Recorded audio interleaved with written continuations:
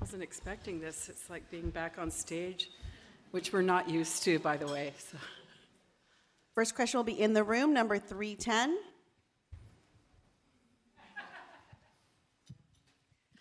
Hi, Laura Thompson from CBC, the Canadian Broadcasting Corporation. Hi, Canada. Congratulations. Thank you. Thank you.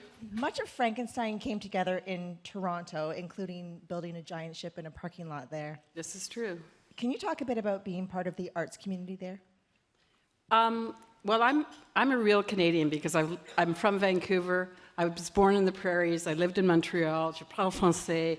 And then most of my career was in Toronto. And, you know, arts are really important. I'm living in Nova Scotia right now, which is getting arts cuts by our provincial government, which is making it really difficult to support artists like me and Shane, who need to grow, young people who need to learn. Art is important. It's essential to our human culture and well-being. You know, I will say that while building this show, there's no better artisans than in Toronto. I mean, we are definitely on the world market. That's continually why we're there, and we've proven that over the years. Next question will be from the room, number 211. Please stand up and state your outlet name. Hi, all. Congratulations. Malia Mendez with the LA Times. You guys have spoken about your gratitude to Del Toro for being willing to kind of include these 360 views and just really it being a very immersive experience. Can you talk more about that and having that support for your vision? You know, it's not even support, it's everything that Guillermo does. And it's really worlds that we create together. He's an amazing storyteller. He's a visual artist himself, and we're completely entrenched in his world and joined at the hip when we work together. It is about art, and it's about making paintings out of cinema. You know, in all seriousness, we don't stand here today without the man.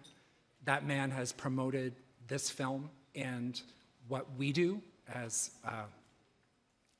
you know, for art, and no other director does that today. He contributes, he's a collaborator, and really genuinely just such a well-loved man. Final question will be number 352 in the room. Front, please. Under the bee. Hi, Susana Moscatel, Milenio, Mexico. So yes, Guillermo again, but I would like to ask you, you had to define what makes production design in a Guillermo del Toro film particular. What would it be? What would be like the particular things that make it a Guillermo del Toro film with your work? I mean, it can't just be one thing with Guillermo. It's about texture. It's about color palette. It's always a very strong color palette that he uses to tell the story. It's about layers. You see layers in Kate's costumes. You see layers in our sets. It's just multifaceted. And there's no idea, there's no artwork, there's no piece of cinema that we can't share with Guillermo that he doesn't embrace and embellish. You know, the man is in our department every day. The man walks the sets every day, even when they're in early builds, and he just contributes, and he's such a fantastic guy.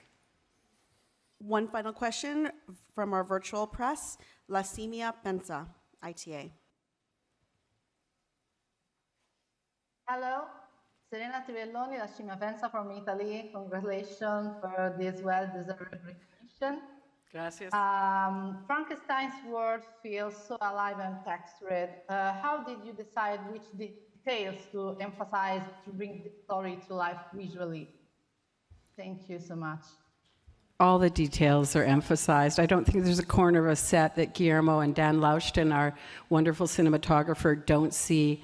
And so we leave no stone unturned, no piece of moss, no piece of set dressing. We really try to give a 360 world to Guillermo's vision. And you know, just a prime example of collaboration, with what we do, our job is to, you know, make costumes and actors stand out and pop. So there's such a collaboration over color palette with that to make sure that every time one of Kate's costumes comes out that, you know, first and foremost, but we blend them behind. Thank you very much. Congratulations. Thank you.